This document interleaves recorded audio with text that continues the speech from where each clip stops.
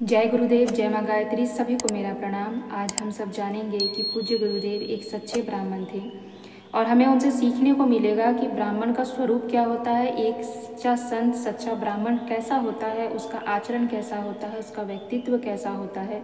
साथ ही साथ हम ये भी जानेंगे कि एक ब्राह्मण के अंदर के गुण क्या होते हैं। इसके साथ हम इस कहानी से ये भी जानेंगे कि ईश्वर के प्रति किस प्रकार का हमें आस्था रखना चाहिए, ईश्वर के प्रति कितनी प्रगाढ़ विश्वास रखनी चाहिए और ईश्वर के साथ हमारा संबंध कैसा होना चाहिए। ये हम पूज्य गुरुदेव के व्यक्तित्व से जानेंगे इस कहानी के माध्यम से।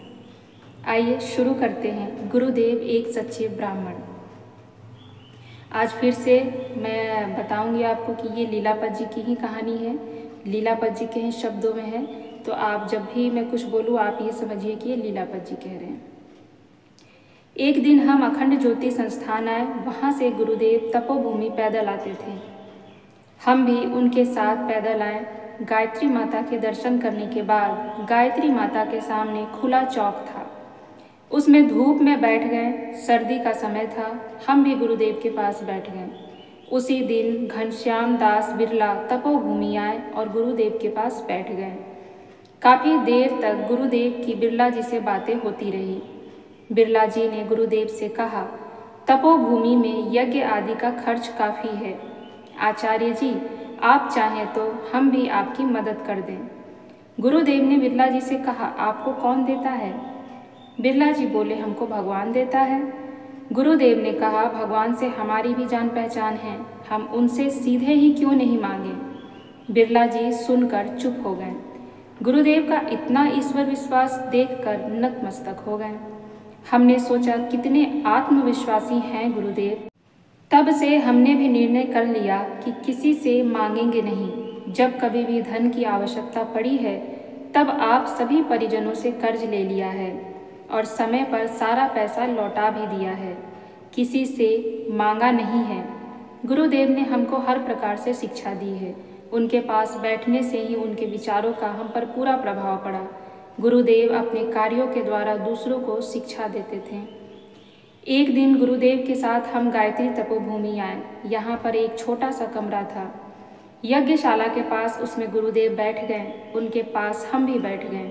हम उनके पास बैठकर जो बातें वे दूसरों से करते थे उनको सुनते थे। उनके पास एक व्यक्ति आया और गुरुदेव को नोटों का पुलंदा दिया। गुरुदेव ने कहा, हम इसका क्या करेंगे? वापस कर दिया, मगर वह व्यक्ति जिद पकड़ गया कि नहीं, यह पैसा आपको लेना ही है। उसने रुपया वापस नहीं लिया। गुरुदेव ने पैसे ले लिए और उससे कहा, हमारे साथ चल। हम भी उनके साथ ही थे। बाजार में जाकर एक दुकान से उन पैसों के कंबल खरीदे और उसको साथ लेकर जहाँ गरीब लोग जाड़े से ठिठुर रहे थे उनमें कंबल वितरित करा दिए। हमने सोचा गुरुदेव ने गरीबों के प्रति इतनी करुणा है। जब भी गुरुदेव किसी दुखी को देखते थे उनकी आंखों में आंसू आ जाते थे और उनके पास जो भी सुख साधन थे उसको बांट देते थे और उनके दुखों को भी बटा लेते थे। ऐसे करुणा के सागर थे गुरुदेव। गुरुदेव जब भी अखबार में पढ़ते थे कि दहेज के कारण लड़की को जला दिया गया तो उनकी आंखों में आंसू आ जाते थे। दहेज के दानव के प्रति उनका बड़ा रोष था, समाज की कुरीतियों के प्रति उनका बड़ा रोष था। वह बड़े ही क्रांतिकारी थे। गुरुदेव सारे दिन समाज की सेवा करते थे। हमने जीवन में गुरुदेव से बहुत कुछ सीखा है। एक बार गुरुदेव अज्ञातवास में जा रहे थे, तब करीब 30-40 कार्यकर्ताओं को बुलाया था। गायत्री मंदिर के पीछे जहां अब कार्यकर्ता रहते हैं वहां पर एक हॉल था, अब उनके कमरे बन गए हैं। वहां पर गुरुदेव का प्रवचन हुआ। गुरुदेव अज्ञातवास में चले गए, तब हमको भारी दुख हुआ। माताजी ने कहा, उनका कार्य उनको करने दो, मैं तो तुम्हारी माँ हूँ और पास ही रहूँगी। हमको यही सांत्वना माताजी ने दी। तो ऐसे थे पूज्य गुरुदेव। उनके अंदर किसी भी प्रकार का लालच नहीं था, वो स्वयं भगवान थे। उनके अंदर ये था कि जो चीज़ कोई उन्हें देगा वो स्वयं भगवान से उसे मांग लेंगे। खैर उन्हें मांगने की ज़रूरत ही नहीं थी, क्योंकि उनके पास तो गायत्री रूपी कामधेनु स्वयं थी और वह स्वयं खुद गायत्री थे। जिसके पास गायत्री हो उसको किसी चीज़ की कमी नहीं होती है।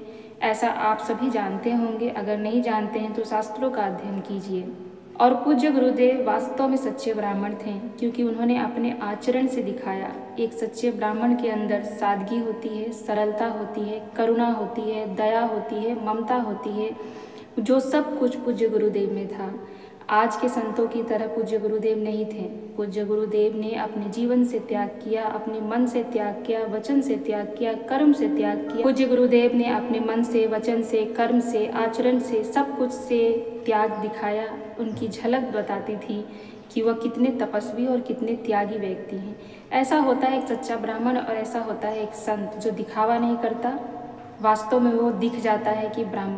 सच्चे ब्राह्मण को यह बताने की आवश्यकता नहीं होती है कि वह ब्राह्मण है। उसके व्यक्तित्व से यह दिख जाता है कि वह वास्तव में एक सच्चा ब्राह्मण है, और वो अपने कर्मों से, अपने व्यक्तित्व से यह दर्शा देता है कि हाँ, वास्तव में वो ब्राह्मण है।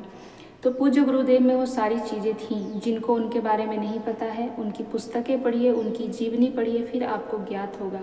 और उससे भी आपको अगर समझ नहीं आता है तो उनसे मिलिए जो पूज्य गुरुदेव के साथ मिल चुके हैं, उनके साथ समय व्यतीत किए हैं। वे सभी आपको बताएंगे कि पूज्य गुरुदेव क्या थे और क्या था उनका व्यक्तित्व। बस पूज्य गुरुदेव की तरह हमें भी एक सच्चे ब्राह्मण और ऐसे ही जीवन जीने के लिए हमें भी आप आशीर्वाद दे पूज्य गुरुदेव कि हम भी ऐसे सादगी भरे जीवन को जिएं और हमारे अंदर भी आपके थोड़े बहुत गुण आए। हम उतने में ही अपना जीवन सफल कर लेंगे। आपकी तरह हम सच्चे ब्राह्मण तो नहीं बन सकते, पर कुछ न कुछ आपके अंश को पाकर हम अपना जीवन जरूर धन्य बना सकते हैं। ऐसी हमारी पूज्य गुरुदेव से कामना होनी चाहिए। ऐसा उनसे आशीर्वाद प्राप्त करने की प्रार्थना होनी चाहिए कि हमें भी उनके जैसा थोड़ा बहुत बनने का सौभाग्य प्राप्त हो और हमारे अंदर भी समाज के प्रति इतनी ही दया, करुणा, ममता जागृत हो। जय गुरुदेव।